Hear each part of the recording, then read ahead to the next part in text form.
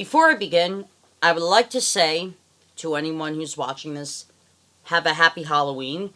Whether you are going to a costume party with friends or you're going trick or treating with your children, nieces, or nephews, have fun this holiday season, and I hope you have a safe one.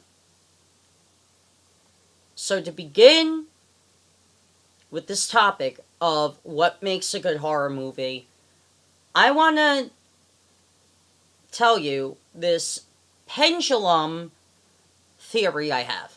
And I'm going to use The Exorcist and Halloween, the 1978 version, as examples here.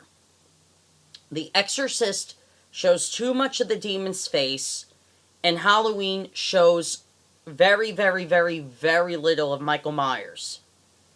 And those are both extremes where at that point I'm either not scared or I'm too bored to wait for the suspense. So I normally like films that are somewhere in the middle, or maybe a little more to one way or the other, but don't go to those extremes. So keeping that pendulum theory in mind, I want to delve into what some of my favorite Halloween or horror films are. I like the original Universal Monster films. The Bela Lugosi Dracula, the Spanish version of Bela Lugosi's Dracula. Boris Karloff of Frankenstein. Lon Chaney Jr. in The Wolfman. Lon Chaney Sr. in Phantom of the Opera. The reason why I like these older films, these black and white films, is because they are in this pendulum. You do see a little bit of what you're dealing with, but at the same time you don't see too much of it, so it sits comfortably in the middle. So therefore the suspense is there. That being said, horror films today are too much past the Exorcist side of my pendulum theory, where you're seeing too much of jump scares, you're seeing too much of false scares, you're seeing too much real scares at the wrong time in dream sequences, and thus makes a horror movie either laughably funny or just over the top, boring, and not scary. And some films you have that are way past the Halloween side of the pendulum, where there's great build-up leading to a disappointing conclusion. And that's Ouija and Unfriended and films like that. So, what makes a good horror film? And this is all from my perspective. If I was making a horror movie, this is how I would make it. First of all, I would not make a horror movie that would become a cult classic.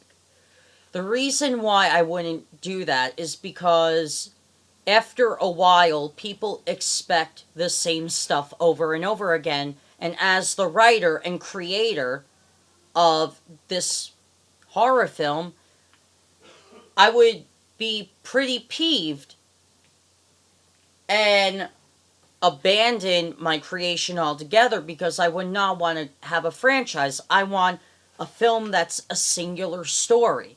That, maybe it's not a cult classic, but down the line people could say, you know what, this was a really great movie.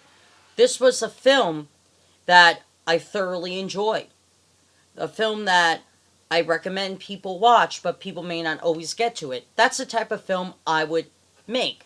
Something that is memorable and stays within pop culture memory, but something that isn't a cult classic, something that isn't something that Halloween costumes are made after. Something that people could watch, whether it be on Halloween night or whenever throughout the year, and get a good scare from it. That would be the first thing.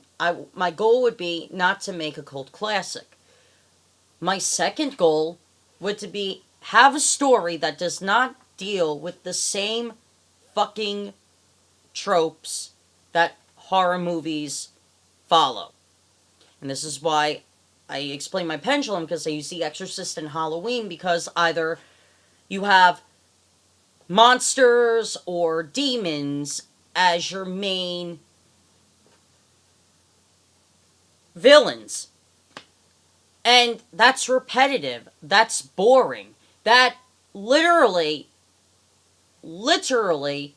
is so tiring to me and to many others who like to watch movies, especially horror movies, and I like to watch horror movies when I'm in the mood to. But when I want to watch a horror movie, I want to watch a good one. I don't want to watch one that has the same tropes over and over again. So I wouldn't use the same tropes over and over again. I would do something, and it sounds crazy, create an original story. I would create something that has never been done before. I would create something that's so original that you could never recreate it, that you could never continue with a franchise. Something that is so original that nobody could come close to touching what you did. And this is why I like the original monster movies. Because while they created sequels based upon the first films, the thing about them is each film in those franchises could never be recreated. You could never recreate The Bride of Frankenstein. You can never recreate The Son of Dracula. Even though they may not be the greatest sequels to their predecessors, you could never recreate them. They're, as a standalone film, they're classics. It's the same way I view The Haunting. The Haunting, the original 1960s black and white film, is actually terrifying to watch. They tried to do it in 1999 with Liam Neeson. It fell flat at the box office. It was laughably horrible. Why? Because there was something with the original film that the remake could never recreate. And that's just something I would do. Something so original I can never recreate it. Here's the third thing that I would do to make a good horror movie. And the third thing that I think makes a great horror film.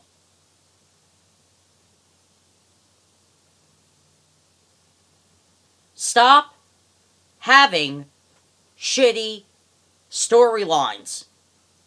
When I say shitty storylines, I mean these are storylines that... How do I say? Predictable. What makes a good horror film, and especially how I would write one, is a fucking plot twist. Any possible chance.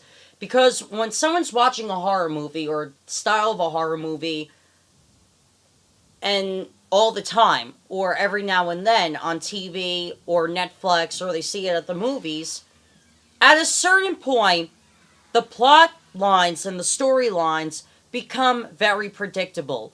And you could tell just by the first scene, you know where this is going to go.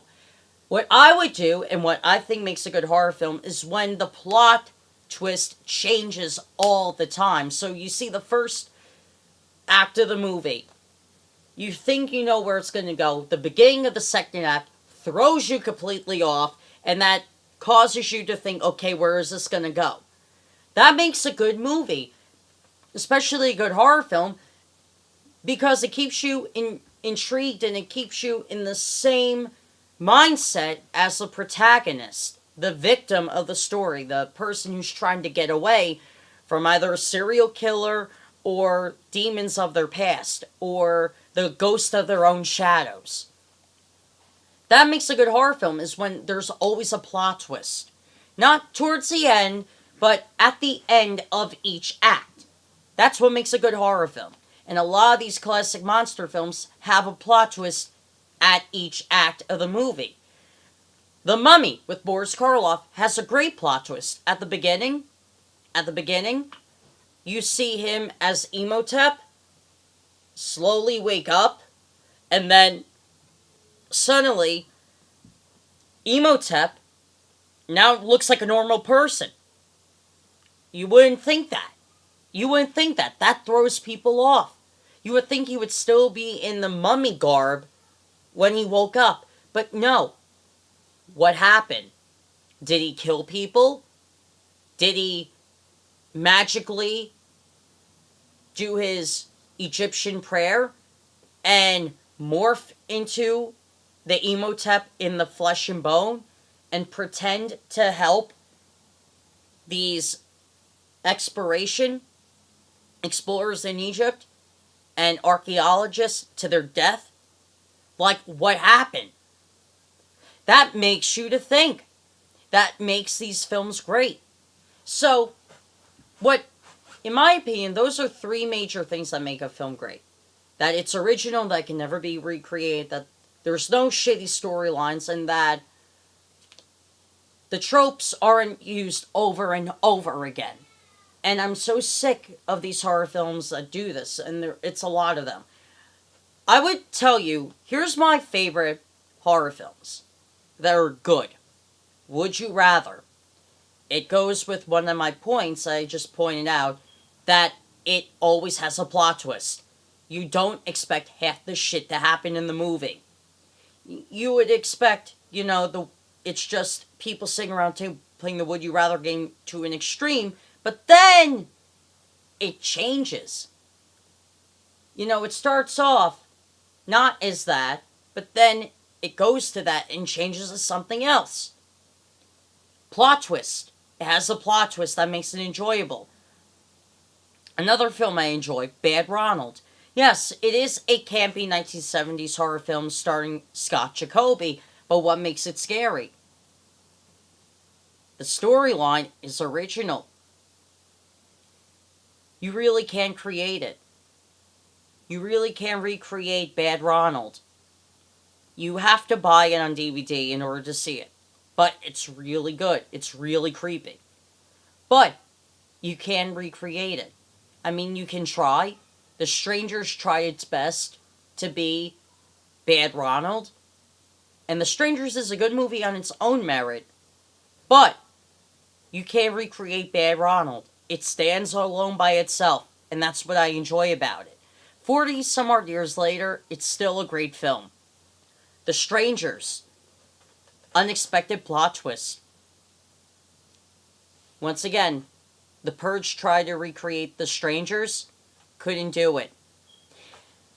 Anyway, I hope you enjoyed this, and any horror enthusiast, please tell me what you think. Are you on the same page with me? Do you think differently?